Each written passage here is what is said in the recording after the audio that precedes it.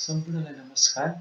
आज म तपाईहरुलाई चाहिँ शेयर बजारमा कसरी लगानी गर्ने हैन शेयर बजारमा लगानी गर्दाखेरि के कुराहरुमा ध्यान दिनुपर्छ हैन प्रोसेस के हो त लगानी गर्ने शेयर मार्केटमा लगानी गर्न त चाहनुभयो तर तपाईहरुलाई चाहिँ लगानी गर्नु पूर्व त के कुराहरु चाहिँ डकुमेन्टेसन गर्नुपर्छ के कुराहरु खाता खोल्नुपर्छ हैन सुरुमा के गर्ने भन्ने विषयमा चाहिँ आजको भिडियो केन्द्रित हुनेछ। सुरुमा चाहिँ शेयर बजारमा लगानी गर्न तपाईको चाहना छ दृढ संकल्प छ भने सुरुमा डिम्याट खाता खोल्नु पर्यो। तपाईले डिम्याट खाता चाहिँ बैंक तथा वित्तीय संस्थाबाट अथवा ब्रोकरबाट पनि खोल्न सक्नुहुन्छ डिम्याट खाता है। डिम्याट खाता खोल्नको लागि नागरिकताको प्रमाणपत्र अनि त्यसपछि एनआईडी कार्ड, फोटो, बैंक खाता विवरण हैन चाहिन्छ तपाईहरुलाई है। अनि यदि माइनरको हो भने चाहिँ बाबा मम्मीको चाहिँ बाबाको अथवा मम्मीको चाहिँ सिटिजनशिप चाहियो, माइनरको बर्थ सर्टिफिकेट चाहियो, अनि माइनरको फोटो चाहियो।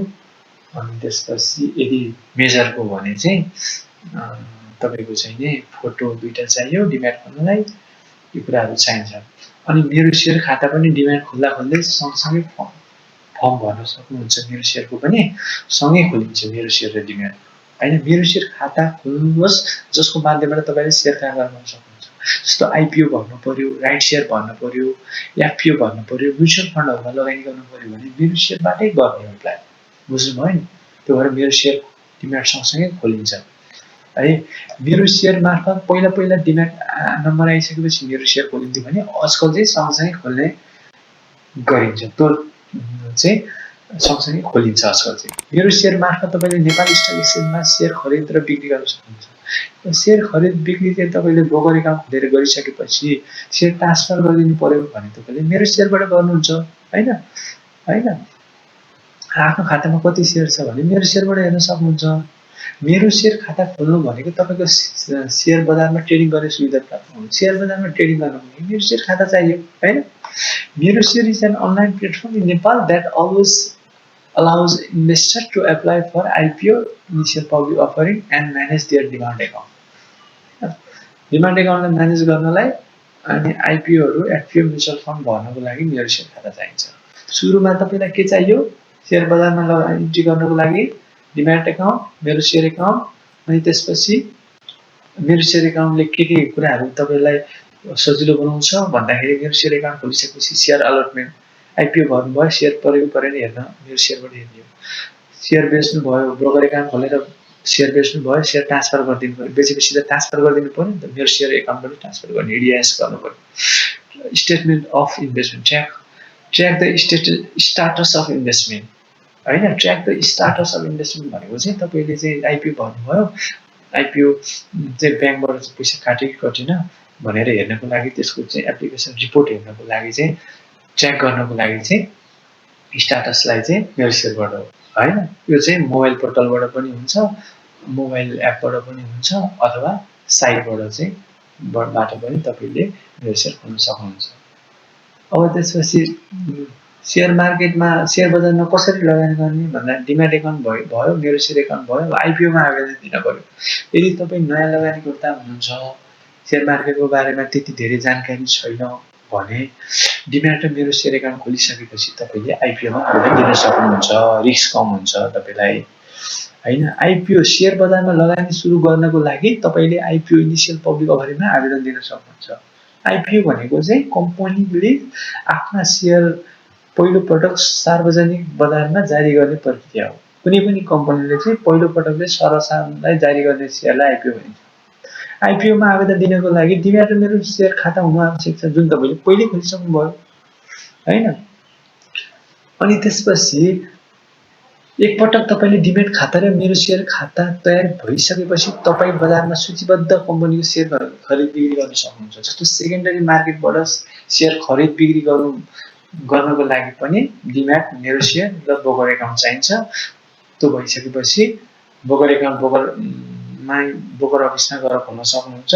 त्यो भएपछि तपाईले शेयर मार्केटमा चाहिँ आफ्नो करियर चाहिँ स्टार्ट गर्न सक्नुहुन्छ। अब सेयर मार्केटमा कसरी लगानी गर्ने भन्दाखेरि चाहिँ डिम्याट खोलियो, मेरो सेयर खोलियो होइन, आइपिओमा आवेदन गरियो as a newcomer, as a बिगिनरको लागि चाहिँ अर्को चाहिँ सेयर मार्केटमा लगानी गर्नुपर्छ के कुरामा ध्यान दिने, कसरी गर्ने भन्दाखेरि चाहिँ कम्पनीको अवस्था अध्ययन गर्नु, फन्डामेन्टल एनालाइसिस गर्नु पऱ्यो। कम्पनीको इपिएस कति छ, प्राइज अर्निङ कति छ, नेटवर्थ कति छ, पोजिटिभ छ कि छैन, बोनस हिस्ट्री कस्तो छ, पास्ट हिस्ट्री हेर्ने, भ्यालु ब्लु चिप कम्पनी हो कि होइन, भ्यालु इन्भेस्टिङ टाइपको कम्पनी हो कि होइन, रिसर्च गर्नु पऱ्यो, फन्डामेन्टल एनालाइसिस गर्नु पऱ्यो। त्यसको लागि चाहिँ कम्पनीले चाहिँ क्वार्टरली होइन, सेमी एनुअली, एनुअल्ली तपाईँको चाहिँ फाइनेन्सियल रिपोर्ट चाहिँ, अडिट रिपोर्ट चाहिँ प्रकाशन गरेको हुन्छ उनीहरूको साइटमा। त्यो हेरेर चाहिँ तपाईँले निर्णय गर्न सक्नुहुन्छ कसरी लगानी गर्ने नयाँ लगानीकर्ताले भन्दा। अर्को चाहिँ बुदा के छ भन्दाखेरि चाहिँ टेक्निकल एन्ड सेन्टिमेन्ट एनालाइसिस पनि, बजारको अवस्था पनि बुझ्नुपर्छ कि। लगानी गर्दाखेरि डिम्याट खोलेर, मेरो सेयर खोलेर, ब्रोकर एकाउन्ट खोलेर फन्डामेन्टल एनालाइसिस गरेर नि हुँदैन। एज अ ट्रेडरको रूपमा तपाईँले बजार कुन ट्रेडमा छ, उकालो ट्रेडमा छ कि अप ट्रेडमा छ कि डाउन ट्रेडमा छ कि, बजारमा चाहिँ फियर हाबी भएको छ कि ग्रिड हाबी भएको छ कि, यो बुझेर निर्णय गर्नुपर्ने हुन्छ। बजार कहिले उठ्ने वा कहिले ओह्रालो लाग्ने अनुमान गर्न सिक्नुहोस्।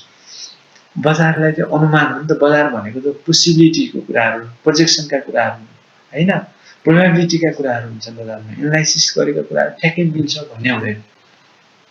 तर मिल्न सक्ने एनालाइसिस चाहिँ तपाईँहरू एक्सपिरियन्स भइसकेपछि चाहिँ तपाईँहरूको एनालाइसिस धेरै हदसम्म चाहिँ नियर कन्फर्मिटी होइन, मिल्न सक्नेसम्म चाहिँ तपाईँहरू हुनुपर्छ होइन।